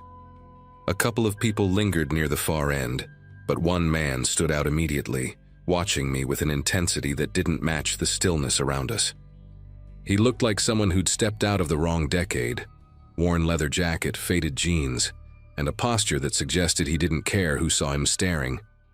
His eyes tracked every step I took along the yellow line, and even from a distance, there was something sharp in his expression, like he'd already made a decision about me. I tried pretending I hadn't noticed, focusing instead on the arriving train as it screeched into the station. My instinct was simply to get inside fast, pick the first open door and lose myself among commuters. The doors slid open in front of me, and without thinking twice, I stepped into the first car available, expecting the usual crowd. Only it wasn't a usual crowd. It was almost empty, maybe 3 people scattered across the far end, each absorbed in their phones. The fluorescent lights overhead flickered with that tired buzz that always made me uneasy, and the stale smell of metal and old air trapped itself in my throat. Before I could even back out to choose another car, the doors hissed again, and that man from the platform slipped inside right behind me. He didn't say a word, just moved with this deliberate kind of calm that made the space between us shrink faster than I could process. When the train lurched forward, he settled near the door, leaning just enough to rest his hand on the release lever in a way that felt intentional. That's when the situation fully clicked in my mind. He wasn't just following me. He was making sure I couldn't leave. The car rattled through the tunnel, lights flashing across his face in short, cold bursts, and he shifted his jacket just slightly, enough for me to see the dark outline of a small handgun tucked beneath it. My throat tightened, but nothing came out. He leaned closer, voice low and steady, telling me I'd be getting off only when he said so, and only after handing over every single thing I carried. His tone wasn't frantic or loud. It was terrifying exactly because of how casual it sounded, like he'd rehearsed this with strangers 100 times before. I glanced toward the aisle, hoping for some impossible escape route, but the way he angled his body made it obvious he would react instantly if I tried anything. The train kept gaining speed, and every passing second stretched out in this slow, unbearable way. I tried to think logically, to keep my breathing steady, telling myself the next busy station would save me. But the man clearly knew the pattern of the ride better than I did.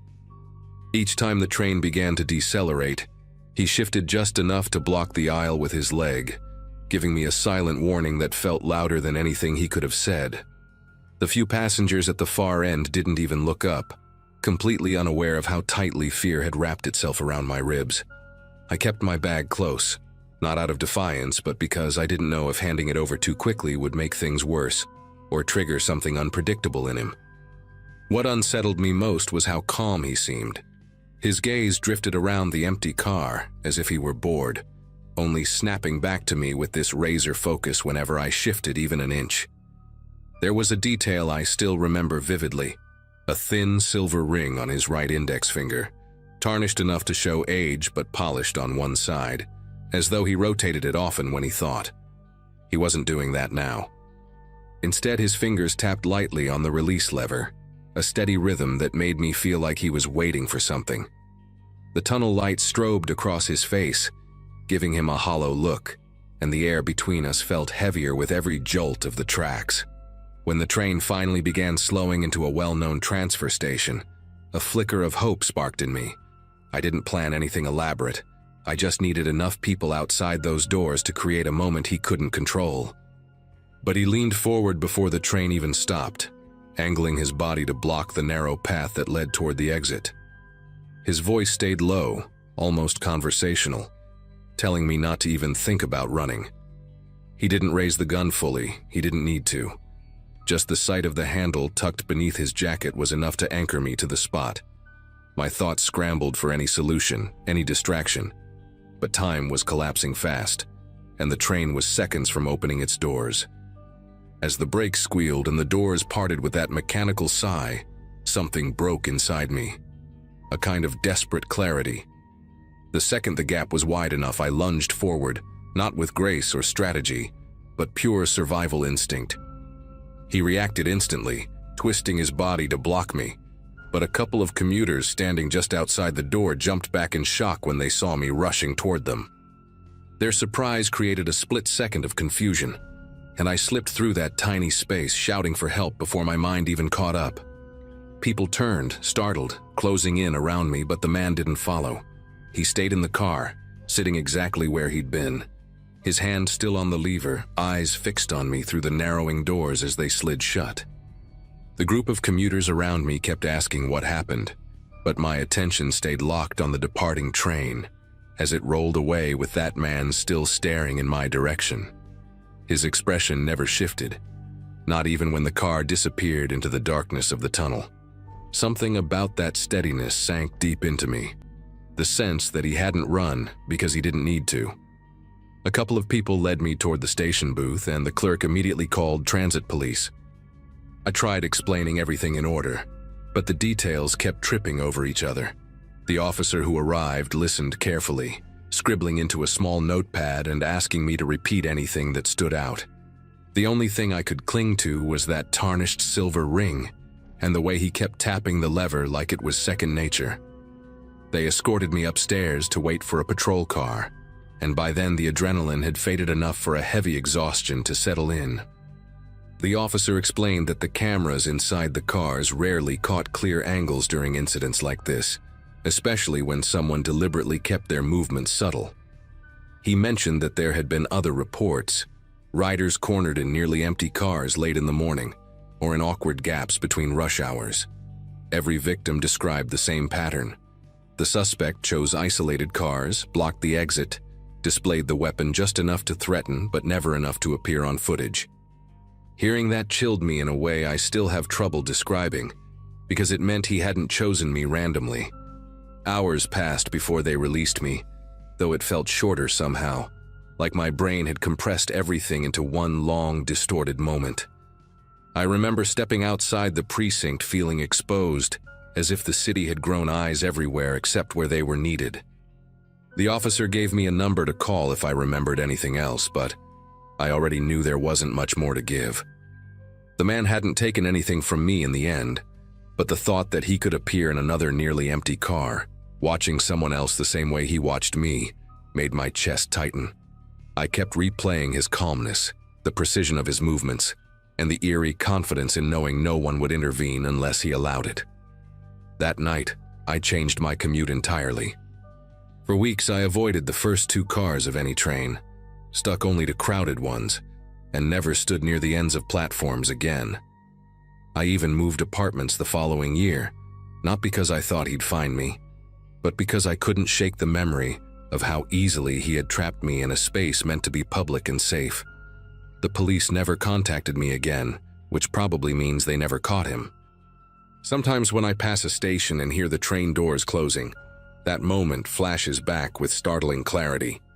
His hand on the lever, his stillness, the unspoken message that he'd done this before. Maybe the only reason I got out was because the station happened to be busy enough at the right second. I don't pretend to understand why it ended the way it did, but I know one thing: I'll never board an empty train car again.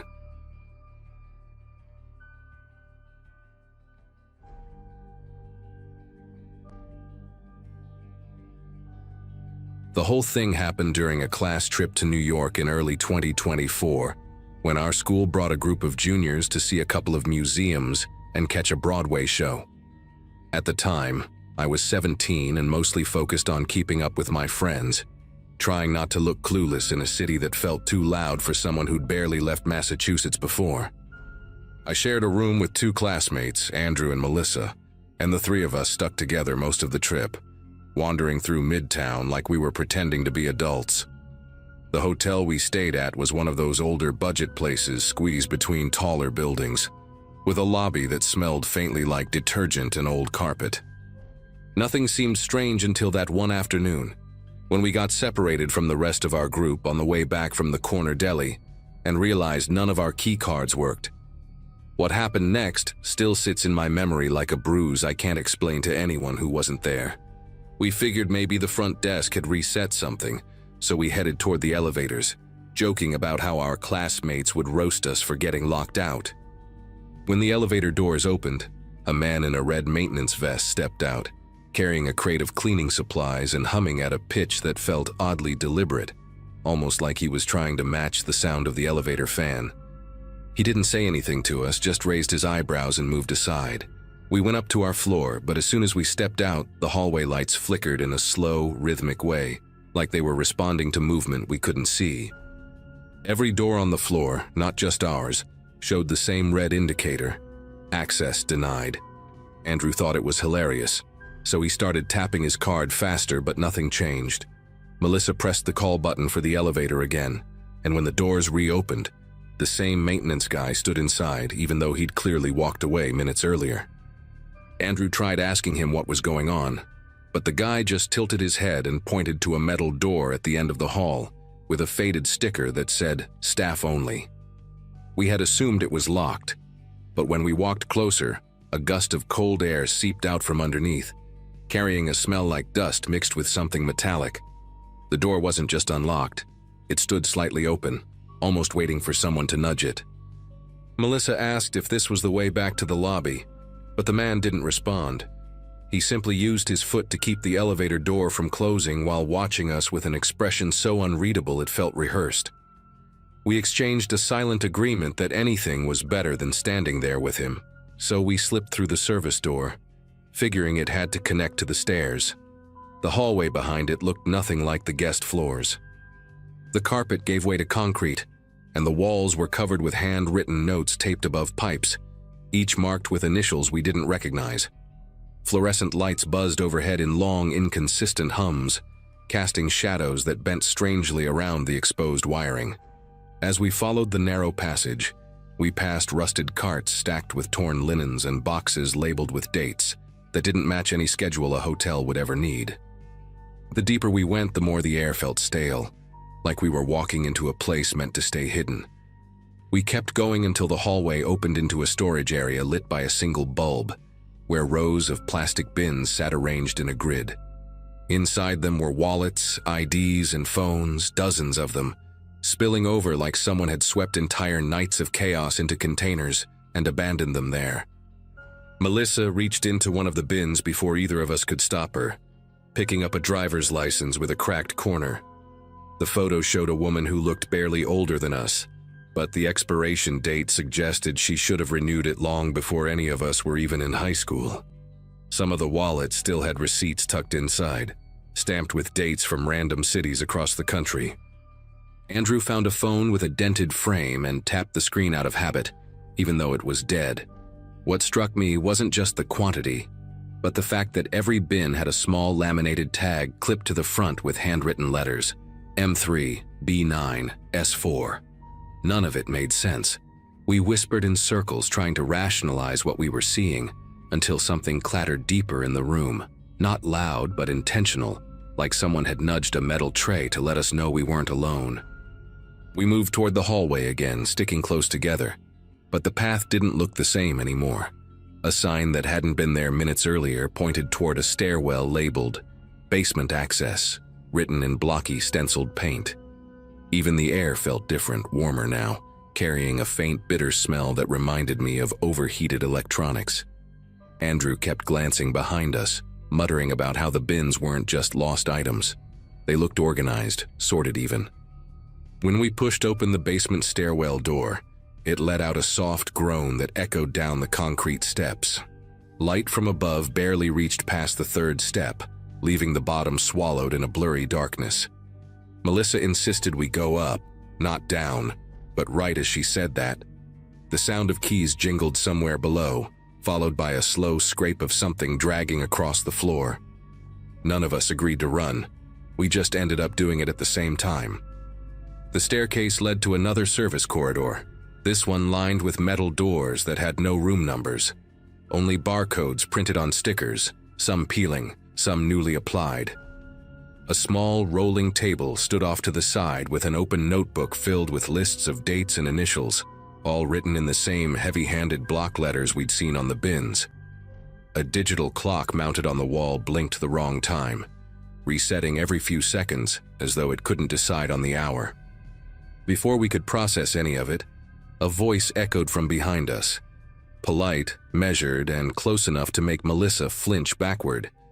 It was the maintenance guy, his tone calm, asking if we had gotten mixed up and needed help getting back to our floor. His presence there felt too convenient, too practiced, as if he knew exactly where we'd end up. He guided us back through a shortcut none of us had seen before, a plain door that opened directly into our hallway.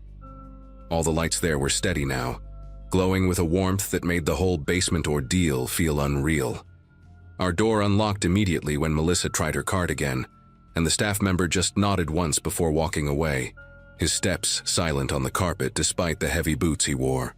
The moment the latch clicked behind us, Andrew realized his phone was missing from the nightstand where he'd left it charging. He tore the room apart while Melissa stood beside him, trying to calm him down. I checked the drawers, the bathroom, even under the beds, but his phone had vanished completely. We agreed to report it after dinner, assuming housekeeping had accidentally moved it. But none of us really believed that.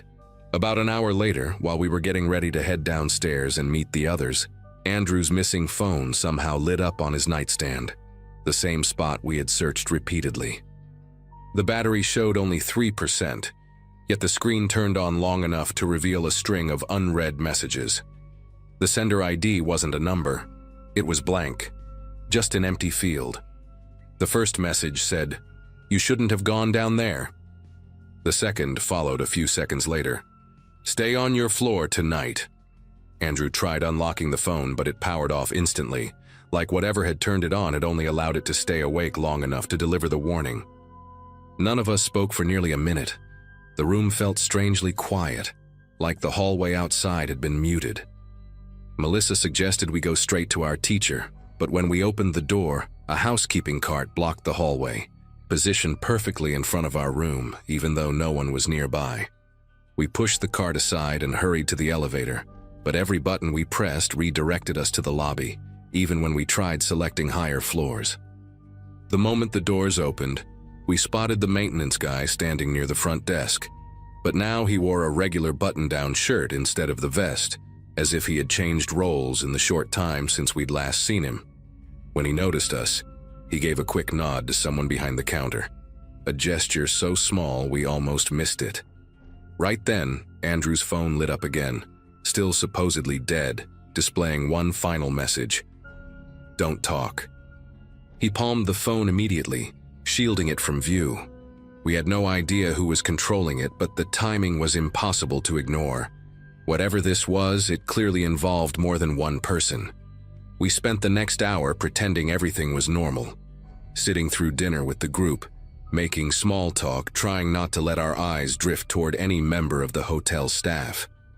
Andrew kept his phone in his pocket, afraid even to glance at the screen. At one point, a bellhop passed behind us carrying a tray, and when I turned slightly, I noticed a key card tucked into his belt loop with the same barcode formatting we'd seen in the basement corridor. That small detail made my throat tighten. It wasn't just a theft ring. People in the hotel were tracking guests, sorting their belongings, and monitoring anyone who wandered into restricted spaces. Whatever they planned to do with those items, or with the owners of those items, we didn't stay long enough to find out. The next morning, our teacher announced we'd be switching hotels due to a reservation miscommunication, though none of us believed that excuse. Andrew powered on his phone for real this time, expecting more messages, but everything had been wiped. No warning texts, no call logs, not even his lock screen photo remained. Melissa tried asking the front desk about the lost and found policy before we left, but the clerk just smiled politely and said they didn't keep misplaced belongings for more than a day. We didn't argue. We grabbed our bags, boarded the bus, and didn't look back. To this day, Andrew still refuses to stay in any hotel without taping over the peephole and putting his suitcase against the door. As for me, every time I think of those bins in the basement, I wonder how many people never realized their things didn't just go missing. They were taken, categorized, and stored by someone who was watching them long before they ever checked in.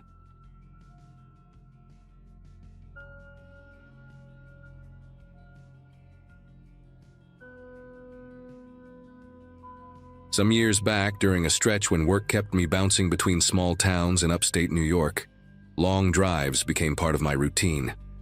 That particular afternoon had been quiet, the kind where the sky looks washed out and tired, and the highway hum becomes almost hypnotic. I remember feeling oddly alert though, like the day had a sharp edge to it. I'd rented a silver sedan with a loose rattle in the dashboard, and I kept thinking I should have asked for another one, but I just wanted to get moving. My plan was simple: reach a modest motel near a truck stop, sleep, then finish the drive the next morning. Nothing unusual. At least that's what I believed. Somewhere between Albany and Syracuse, traffic thinned until it was just me and a few scattered vehicles drifting in and out of view. That's when I noticed a car pulled onto the shoulder, a dark SUV with one headlight flickering like a dying pulse. Beside it, a man waved both arms in this frantic, jerky motion, like someone desperate to be seen. His jacket looked oversized, hanging off him in strange angles, and he kept glancing toward the tree line as if expecting someone to step out. It wasn't the usual, "Hey, I need help" vibe.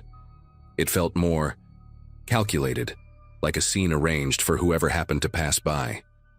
Still, I slowed down, torn between instinct and caution. As I rolled closer, my gut tightened at the details. The SUV had plates covered in grime thick enough to hide any letters, and the man's face looked oddly shadowed even in daylight, like he'd chosen the angle deliberately. I eased back into the lane instead of stopping, telling myself I'd call for help once I was safely ahead. He changed his gesture the second I accelerated. Less of a wave, more of a signal. That shift made my neck prickle. I called 911 right away, giving the operator every detail I could. Her tone shifted instantly when I mentioned the SUV and the man's build. She told me there had been reports of a group staging fake breakdowns on that exact stretch of road, luring drivers into robberies. Her words hit harder than I expected, mostly because the situation had felt wrong in a way I hadn't been able to articulate. I stayed on the line until she assured me a patrol car had been dispatched. Then I tried to shake it off and continued toward the motel. But the drive wasn't peaceful anymore. Every car in the rear view felt too close. Every turnoff looked like a place someone might wait. By the time I reached the motel around dusk, I was drained. I checked in, parked under a buzzing security light, and tried convincing myself the worst part of the day was already behind me. I couldn't have been more mistaken. The room they gave me had one of those long windows that sat just above eye level, the kind meant to offer light but not much of a view. After dropping my bag on the sagging armchair, I tried to settle in, ordered takeout, turned on the TV, pretended the drive hadn't rattled me as much as it did. But every little noise outside felt amplified. Doors shutting in the parking lot sounded too sharp, and even the hum of a vending machine down the hall had this weird metallic rhythm to it. I kept replaying that moment on the highway, wondering if I should have stopped, wondering if he saw me dialing 911. I tried to push the thought aside, but it clung to me like static. When darkness settled in, the parking lot took on a different personality. From the corner of the curtain, I could see the glow of the street lamps staining everything a dull amber. Shadows stretched across the asphalt in long, warped lines. I remember thinking the place looked abandoned, even though I knew the lot was half full. I'd just taken my shoes off when a sound, soft, uncertain, tapped against the window. At first I thought it was the heater kicking on, or maybe branches brushing the glass. But then it came again, this gentle, deliberate tapping, spaced just far enough apart to feel intentional. My chest tightened as I approached the window, half expecting it to be nothing. Peeking out required lifting the curtain only a sliver. The cold air from the window frame brushed my face as I tried to adjust my eyes to the dim light outside. At first I didn't see anything.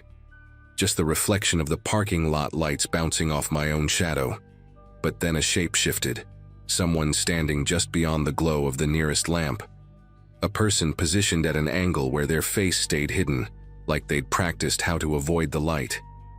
What hit me next wasn't recognition, it was the posture. The same crooked stance, the same stiff shoulders as the man waving on the highway. He hadn't stayed behind.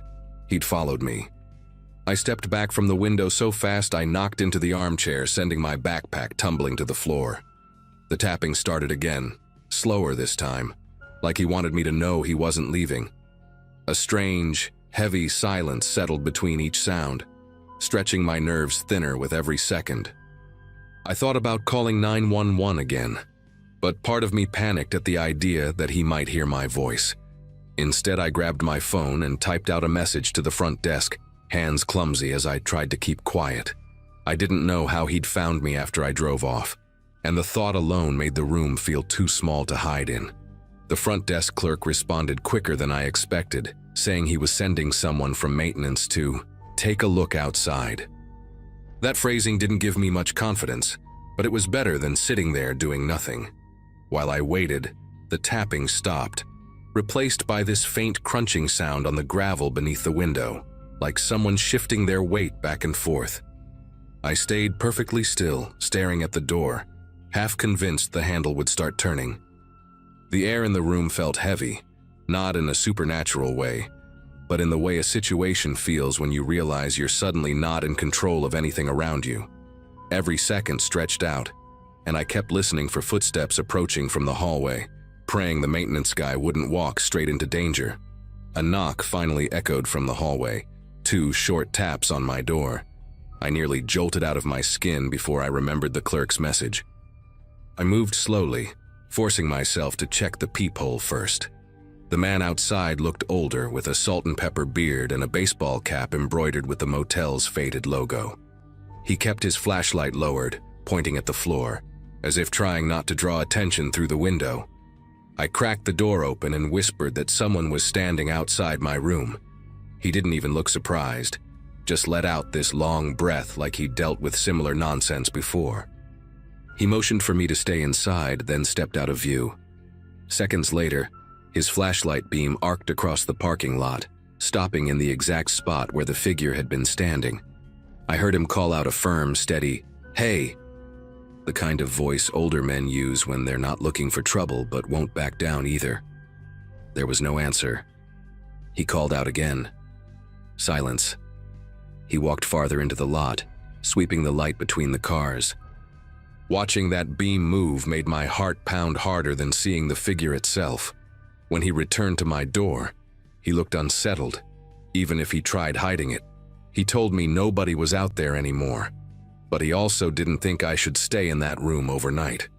The clerk offered to move me to a room on the 2nd floor, away from the parking lot entirely. I jumped at the chance.